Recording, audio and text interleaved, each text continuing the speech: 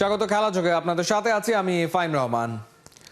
Wicket নিয়ে বেশি ভাবনা নয়, নিজেদের সেরাটা দিয়েই পাকিস্তানকে হারানোর কথা বললেন ক্যাপ্টেন লিটন। শ্রীলঙ্কার মাটিতে সিরিজ জয়ের ধারাবাহিকতা রাখতে চান হোমেও।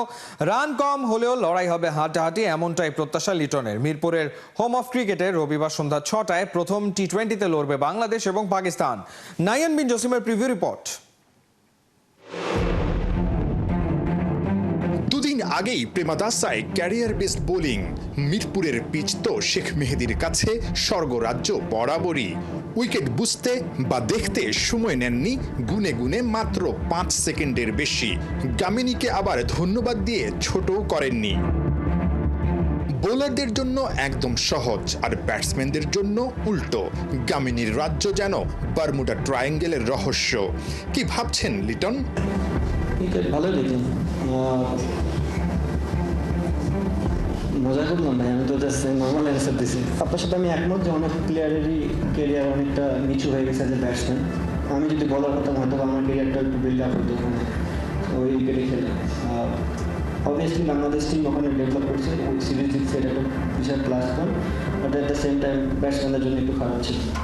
দেখেন এই মুহূর্তে জিনিসটা খুবই চ্যালেঞ্জিং যারা উইকেট বানাচ্ছে তাদের জন্য। ওয়েদারের হাতে তো আমাদের কারো কন্ট্রোল নেই।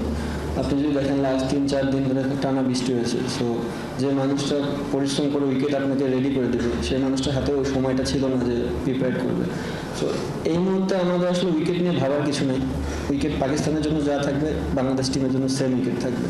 সো আমরা কতটা উইকেটটাকে রিড করে বেটার ক্রিকেট খেলতে পারি, এটা হচ্ছে বড় জিনিস। সেই উইকেটটা রিড করতে লিটনের যত চেষ্টা। ক্যাপ্টেন উইকেট দেখেছেন বারবার, কখনো একা, কখনো হেড কোচের সঙ্গে, আবার কখনো স্পিন কোচ মুস্তাক আহমেদকে নিয়ে। কতটুকু রহস্য ভেদ করতে পেরেছেন কে জানে। তবে আপাতত পাকিস্তানের বিপক্ষে টি-20তে 9 বছর ধরে অধরা জয়ের রহস্যটা ভেদ করতে চান লিটন দাস। শ্রীলঙ্কার 2 দিন আগে যেটা ঘটে গেছে এটা পাস্ট। সো এখন এটা নতুন জায়গা, নতুন ভেন্যু, সব কিছু নতুনভাবে নিতে হবে, নতুন চ্যালেঞ্জ আসবে। আমরা প্রস্তুত এই চ্যালেঞ্জটা নেওয়ার জন্য, এবং দেখি কি না। আমি আগেও বলেছি যে এই সিরিজটা এতটা একটা ইজি হবে না। আপনার প্রশ্নের সাথে সাথেই বলি যে তাদের মিস্ট্রি বলার আছে এবং তারা ক্যাপেবল ভালো বল করার জন্য। আমাদের চ্যালেঞ্জ তো থাকবেই। মিরপুর অলওয়েজ চ্যালেঞ্জিং হয়, but at the same time আপনাকে বেটার ক্রিকেটটা খেলতে হবে। ওই চ্যালেঞ্জটা নিয়ে ক্রিকেট খেলতে হবে। লঙ্কাদ্বীপে সিরিজ জয়ের স্বাদটা একদম তরতাজা। সামনে এশিয়া কাপ, এরপর বিশ্বকাপ। কিন্তু বর্তমানেই একটু বেশি মনোযোগী, তাই কিঞ্চিত মেজাজ হারালেন ভবিষ্যতের প্রশ্ন উঠতেই। আমি আছি, আপনারা নেই। আমি তো প্রেজেন্টের মধ্যে খেলে আছি। আপনারা যদি আমাকে প্রেজেন্ট প্রশ্ন করেন, আমি প্রেজেন্টই অ্যান্সার দেবো। হ্যাঁ, এখন প্রেজেন্টই আছে। সামনে যেহেতু নেক্সট আগামীকালকে খেলা, তো ভবিষ্যৎ চিন্তা করবো কীভাবে 6 মাসের। ভেন্যু মিরপুর, তাই প্রেমাদাসায় শ্রীলঙ্কার বিপক্ষে খেলা উইনিং কম্বিনেশন নিশ্চিতভাবেই থাকছে না। ম্যাচের আগের দিন মেহেদী মিরাজকে টোটকা দিচ্ছিলেন স্পিন কোচ মুস্তাক আহমেদ। পাশ দিয়েই হেঁটে যাচ্ছিলেন শেখ মেহেদী। দুই মেহেদীর মধ্যে ক্যাপ্টেন অবশ্যই বেছে নিতে চাইবেন আগের ম্যাচের ম্যাচ সেরা যিনি। দুজনের সম্ভাবনাই খুব বেশি। আমরা ডিসাইড করে কালকে দেখতে পারবেন। নাহিয়ান বিন জসিম, 71। লঙ্কান সিংহরা পায়নি পাত্তা, পাকিস্তান জানে ঘরের মাঠে বাঘেরা হয়ে যায় আরো বেশি হিংস্র। সফররত কাপ্তান সালমান আগা বলছেন দুনিয়ার যে কোনো মাঠেই প্রতিদ্বন্দ্বিতা গড়ার মতো দল বাংলাদেশ। মিরপুরের স্পিন পিচে ছড়ি ঘোরাতেও পর্যাপ্ত প্রস্তুতি নিয়ে এসছে পাকিস্তান দল। বিপিএলে খেলার অভিজ্ঞতা ওদের সাহসী করে তুলেছে। সাইফুল রূপকের রিপোর্ট। ভুল জায়গায় কি দাঁড়ালেন লিটন দাস? বাম পাশে দাঁড়ালেই মেলে ট্রফি, অপর পাশে শুধুই হারের দুঃখস্মৃতি। ট্রফি নিয়ে মাতোয়ারা। লিটনের কাপ্তানিতে ক্যারিবিয়ানে এবং শ্রীলঙ্কাতে জোড়া সিরিজ জেতে বাংলাদেশ। ওই 2 সিরিজ শুরুর আগে ফটো সেশনে বাঁ পাশে দাঁড়িয়েই পোজ দিয়েছিলেন এলকিডি। সাফল্যও ধরা দিয়েছিল হাতে। মে মাসে লাহোরের গদ্দাফি স্টেডিয়ামের ফটো সেশন। ডান পাশ কি তবে অপয়া? 3 ম্যাচেই ভরাডুবি ছিল টাইগারদের। মাস দেড়েক পর ঠিক একইভাবে ট্রফি নিয়ে ফ্রেমে বন্দি লিটন আর সালমান। লাহোরের মতোই পরিণতি কি লিটনদের হতে যাচ্ছে মিরপুরেও? Bangladesh at any stadium, any ground, any country is a very good side. দুনিয়ার যে কোনো মাঠেই চ্যালেঞ্জ ছুড়ে দেওয়ার মতো দল বাংলাদেশ। তাই আমরা প্রত্যেক ম্যাচেই ভালো খেলার লক্ষ্য নিয়ে এসেছি। হ্যাঁ, যদি এখানেও আমরা 3-0-তে জিততে পারি সেটা অনেক বেশি আনন্দের হবে। Yeah, if doing by that we can win 3-0 again, I'll be more than happy. আন্তর্জাতিক টি-20তে দুই দলের 22 বারের মুখোমুখি লড়াইয়ে কেবল 3 জয় বাংলাদেশের। ছোট ফরম্যাটে 19 বার হেসেছে পাকিস্তান। স্ট্যাট অনুযায়ী মেন ইন গ্রিন পরিষ্কার ফেভারিট, তবুও দুই কারণে পাকিস্তান চাপে। লঙ্কায় টাইগাররা জিতে ফুরফুরে মেজাজে আছে। গামিনীর মিরপুরের পিচ মাথা ব্যথার কারণও হতে পারে। Of course, condition does play a vital role. আবহাওয়া, পিচ সবখানেই গুরুত্বপূর্ণ ভূমিকা পালন করে। আমরা মিরপুরের অবস্থা চিন্তা করে করাচিতে ভালো একটা ক্যাম্প করেছি। সেখানে স্পিন ট্র্যাকে ব্যাটাররা নিজেদের তৈরি করেছে। এখানে পারফর্ম করার পালা। We had a camp in Karachi. We tried our best to prepare the same kind of pitches which we can do. 15 জন ক্রিকেটার নিয়ে বাংলাদেশে পাকিস্তান দল। এর মধ্যে 10 জনেরই আছে বিপিএল খেলার অভিজ্ঞতা, অর্থাৎ মিরপুরের পিচ কন্ডিশন প্রতিকূলে নয়। টাইগারদের শক্তিমত্তা দুর্বলতাও জানা আছে পাকিস্তানিদের। Most of the players that have played in BPL. দলের বেশিরভাগই বিপিএল খেলেছে, যেটা আমাদের জন্য ইতিবাচক দিক। এই পরিবেশে তারা অভিজ্ঞ এবং সবাই নিজেদের অভিজ্ঞতা দলের সঙ্গে ভাগাভাগি করছে। আমরা সেই অনুযায়ী ম্যাচের জন্য পরিকল্পনা সাজাবো। And we have planned according to that. টি-20 র্যাঙ্কিংয়ে 8-এ পাকিস্তান, 10-এ টাইগাররা। মিরপুরে সালমানদের হোয়াইট ওয়াশ করতে পারলে 9-এ থাকা আফগানিস্তানকে ডিঙাতে পারবে লিটনের বাংলাদেশ। সাইফুল রূপক, 71। পান থেকে চুন খসলেই বয়কট। ভারত এবারে বয়কট করতে চলেছে 24 জুলাইয়ের ঢাকার এসিসি মিটিং।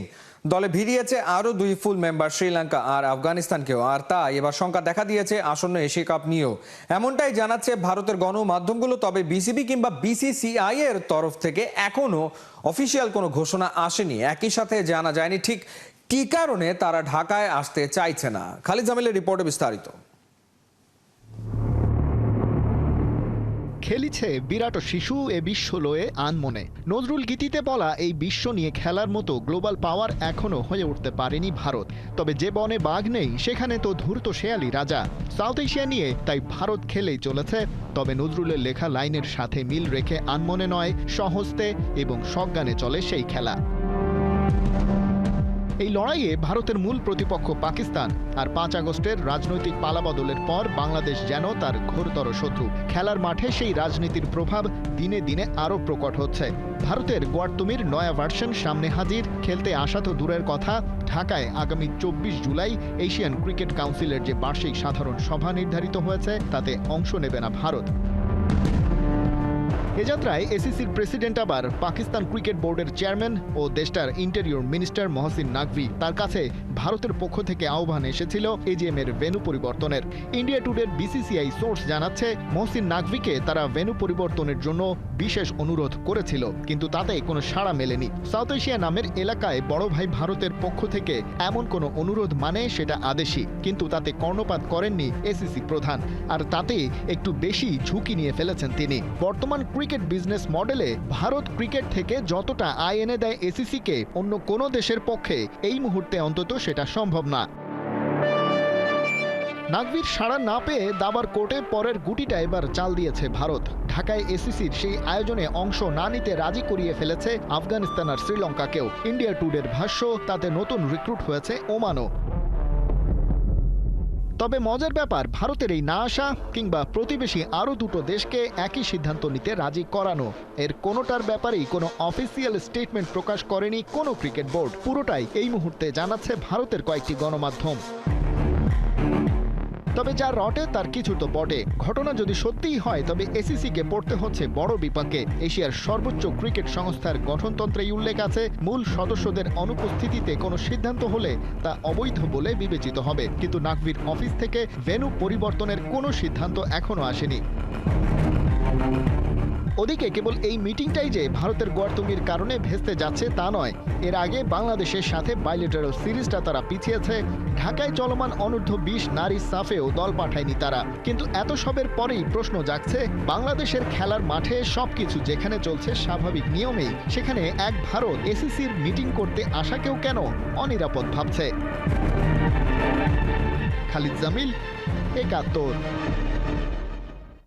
আগের ম্যাচটাই ছিল দারুণ। পরের ম্যাচে সাকিব আল হাসানের দলের অবস্থা করুন। ম্যাক 60 ক্যারিবিয়ানে তার দল মায়ামি ব্লেজ হেরেছে 9 উইকেটের বিশাল ব্যবধানে। ভেগাস ভাইকিংসের কেবল একটা উইকেট তুলতে পেরেছে সাকিব বাহিনী। বোলারদের জন্য কাজটা সহজ ছিল না মোটেও, কারণ নির্ধারিত 10 ওভারে মায়ামি ব্লেজ 4 উইকেট হারিয়ে তোলে মাত্র 45 রান। আগের মতোই ওপেনিংয়ে নেমেছিলেন সাকিব আল হাসান, কিন্তু এদিন ক্যাপ্টেন সাকিব 8 বলে 8 রান করেই ফিরে গেছেন সাজঘরে। ডাবল ডিজিটে গিয়েছেন কেবল শেহান জয়সুরিয়া। তার 6 বলে 20 রানের কেমিওই ছিল দলের সর্বোচ্চ। 45 রান ডিফেন্ড করতে নেমে নিজেকে 4 নম্বরে বোলিংয়ে আনেন অধিনায়ক সাকিব। তার আগে অবশ্য খেল অনেকটাই খতম হয়ে যায়। পুরো ওভার শেষ করার সুযোগ পাননি। 3 বলে 6 রান দিয়ে ম্যাচের ইতি টানেন টাইগার অলরাউন্ডারই। এখন পর্যন্ত 4 ম্যাচ খেলা সাকিবের মায়ামি ব্লেজ 1 জয়ে 7 দলের টুর্নামেন্টে আছে 5 নম্বরে।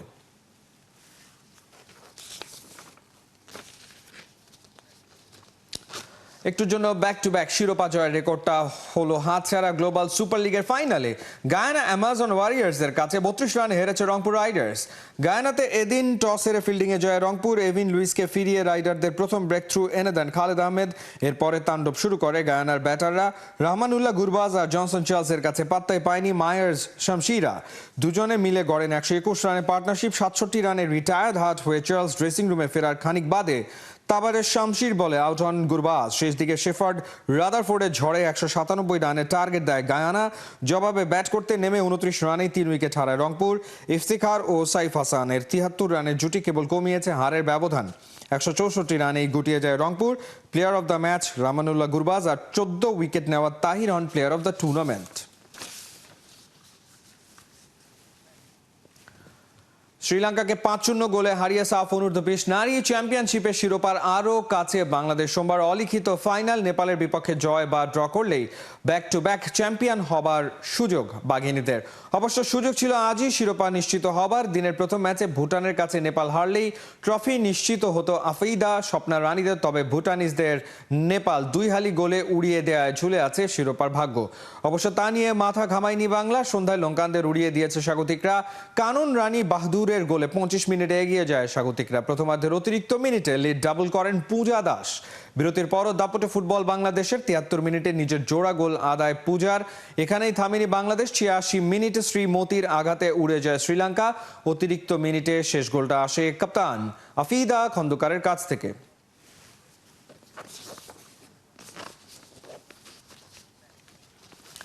মেসির সামনে লামিন ইয়ামাল। বিশ্ব চ্যাম্পিয়ন আর্জেন্টিনাকে টেক্কা দিতে আসছে ইউরোপের কিং স্পেন। অবশেষে মাঠে গড়াচ্ছে ফুটবল দুনিয়ার অন্যতম হাইয়েস্ট ম্যাচ ফিনালিসিমা। আসছে বছর মার্চে মাঠে নামবে 2 পাওয়ার হাউস। কোহিনুর করার রিপোর্ট। 2022-এর 1 জুন ওয়েম্বলে স্টেডিয়ামে ম্যাজিশিয়ান লিওনেল মেসির ব্লকবাস্টার শো। 4 বারের বিশ্ব চ্যাম্পিয়ন ইতালিকে উড়িয়ে ফিনালিসিমার প্রথম আসরেই চ্যাম্পিয়ন আর্জেন্টিনা। কাতার বিশ্বকাপের আগে ওই শিরোপা চাই আলবিসেলেস্তেদের মনে এনে দিয়েছিল সেই বিশ্বাসটা। বিশ্বজয় এবার হবেই। 4 বছর পর আবারও আসতে চলেছে আরও একটা ফিনালিসিমার আসর। কবে হবে, কোথায় হবে, চারিদিকে ঘুরপাক খাচ্ছে এই একটাই প্রশ্ন। অবশেষে জানা গেল ক্ল্যাশ অফ পাওয়ার হাউসের দিনক্ষণ। 2026 বিশ্বকাপের ঠিক আগে মার্চ মাসে মাঠে নামছে ব্যাক টু ব্যাক কোপা জয়ী বর্তমান বিশ্ব চ্যাম্পিয়ন আর্জেন্টিনা আর ইউরো চ্যাম্পিয়ন স্পেন। ফিফার ক্যালেন্ডার অনুযায়ী 2026-এর 23 থেকে 31 মার্চ এই সময়টা এই শোপিস ম্যাচ আয়োজনের সবচেয়ে উপযুক্ত সময়। ধারণা করা হচ্ছে 26 কিংবা 31 তারিখে হতে পারে ফিনালিসিমা। ম্যাচের তারিখ মোটামুটি নিশ্চিত হলেও এখনও জানা যায়নি ম্যাচের ভেন্যু। আর্জেন্টিনা স্পেন এই বিগ ম্যাচ আয়োজন করতে আগ্রহ দেখিয়েছে লন্ডনের ওয়েম্বলে স্টেডিয়াম। অন্যদিকে কাতার ও সৌদি আরবও যোগ দিয়েছে এই রেসে। তবে শোনা যাচ্ছে ভেন্যুর বিচারে এগিয়ে আছে সৌদি আরব। সময় জানা গেল, ভেন্যু সম্পর্কেও ধারণা এলো। তবে এই ম্যাচ আয়োজনের আরও একটা সমস্যা আছে খোদ স্পেনকে নিয়ে। শর্ত বলছে এই ম্যাচের আগে টুর্নামেন্টে অংশ নেওয়া 2 দলকে নিশ্চিত করতে হবে 2026 বিশ্বকাপ। আর্জেন্টিনা সেই শর্ত পূরণ করতে পারলেও স্পেনের এখনও শুরুই হয়নি বিশ্বকাপ বাছাই পর্ব।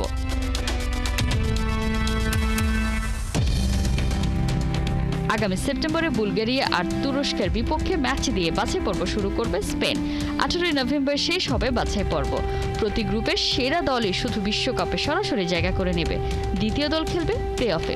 সেরা দল হয়ে বিশ্বকাপের টিকিট পেলে আর কোনো চিন্তা নেই স্পেনের। তবে যদি খেলতে হয় প্লে অফ, সেখানেই সমস্যা, কারণ প্লে অফের ম্যাচগুলো যে মাঠে গড়াবে মার্চে। আপাতত এসব ভাবনা তুলে রেখে সমর্থকরা শুরু করে দিয়েছে কাউন্টডাউন। প্রথমবার ফেস অফে লিওনেল মেসি আর লামিন ইয়ামাল। এই ম্যাচ দিয়ে ব্যাক টু ব্যাক বিশ্বকাপ জয়ের ড্রেস রিহার্সালটা সেরে নেবে ডিফেন্ডিং চ্যাম্পিয়ন আর্জেন্টিনা। কোহিনুর কণা, ৭১। এই ছিল এই মুহূর্তের খেলা যোগে সরাসরি সংবাদ অনুষ্ঠান দেখতে চোখ রাখুন ৭১-এর ফেসবুক পেজ এবং সাবস্ক্রাইব করুন ৭১-এর ইউটিউব চ্যানেল। ৭১-এর সাথেই থাকুন।